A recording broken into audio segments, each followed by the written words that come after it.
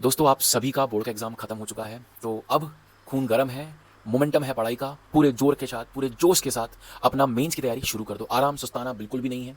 अब सवाल ये कि करना कैसे है, ठीक है? आपके पास अब 30 से 40 दिन बचे हैं। अगर आप सीबीएसई से हो तो आपका एक मैथ्स का एग्ज़ाम बचा है, बट ऑलमोस्ट आप देखिए कि आपके पास सभी के पास 30 से 40 दिन बचे हुए हैं अपने मेंस एप्रल अटेम्प्ट के लिए। तो आप सभी को यहाँ पर बहुत तरीके से काम करना पड़ेगा। सबसे पहली चीज़, आपको पढ़ना बहुत पड़ेगा। कितना पढ़ना पड़ेगा? मैं आप देखो आज ये नहीं बोलूँगा 5 घंटे पढ़ो, 6 घंटे पढ़ो, 12 घंटे पढ़ो। मैं आपको बस इतना बोल रहा हूँ, जितना वक्त है ना, जितना जोश है, जितनी जान है, सब लगा दो। आखिरी मौका है तुम्हारे पास। फिर इसके बाद आप मान के चलो मौका नहीं है, ठीक है ना? एक बार मेंस खत्म, रिपीट कर लूँगा। रिपीट एक बस एक मैं बोल रहा हूँ कि बहुत रेयर चांस होगा कि आपकी हैबिट बदल जाए। तो मौका आज है, आज से शुरू करो, ठीक है? तो आपके पास जितना वक्त है उतनी आप पढ़ाई कीजिए, बट फिर भी मैं एक नंबर दे दूंगा आपको कि इतना आप पढ़ाई करोगे तो आपका काम चल जाएगा। सबसे पहले बात करूंगा केमिस्ट्री के लिए। केमिस्ट्री के लिए बहुत सिंपल स्ट्रेट स्ट्रेटजी है, और वो ये है कि आपको एनसीईआरटी 11th, एनसीईआरटी 12 दो किताबें 3 से 4 बार इन 40 दिनों में पढ़नी है। रोज 2-2 3-3 घंटे पढ़ो, मतलब 100-120 घंटे में बड़े आराम से आपका ये काम हो जाएगा। एक और चीज़, अगर आपने कुछ नहीं पढ़ा है केमिस्ट्री अभी तक, तो भी आप 80-90 नंबर ला सकते हो। ये सबसे अच्छी बात लगती है मुझे केमिस्ट्री की। और I am the live example. मैं इसमें बहुत मतलब मैं सोचता हूँ तो मुझे बहुत खुशी मिलती है इस बारे में। I am the live example for this. आप पढ़ो, 3 बार आप पढ़ लीजिए, 4 बार आप पढ़ लीजिए। आप फिर आपको लगे कि 4-5 साल की पीवाईक्यूज लगाने, तो आप खटखट लगाइए, केमिस्ट्री में टाइम नहीं लगता है, ठीक है?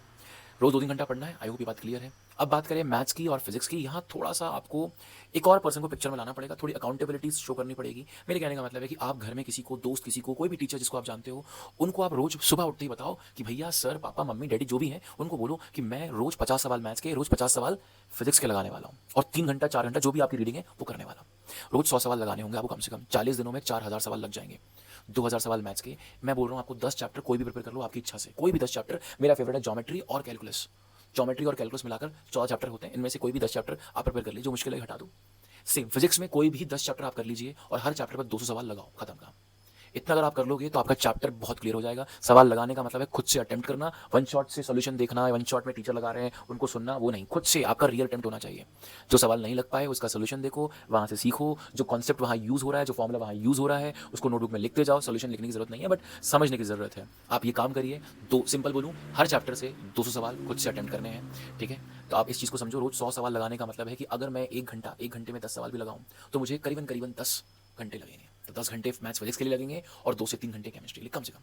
तो 12-13 घंटे तो आप पढ़ो यार। अगर आपने कर लिया ना, शिद्दत से, ईमानदारी से, पूरे फोकस साथ किया, तो मैं आपको गारंटी से बोल सकता हूँ कि भाई मेरे, तुम्हारा 95 परसेंटाइल मिनिमम तो आएगा आएगा। 120-130 मार्क्स हमारे कहीं नहीं जा रहे, गारंटी आने वाला है।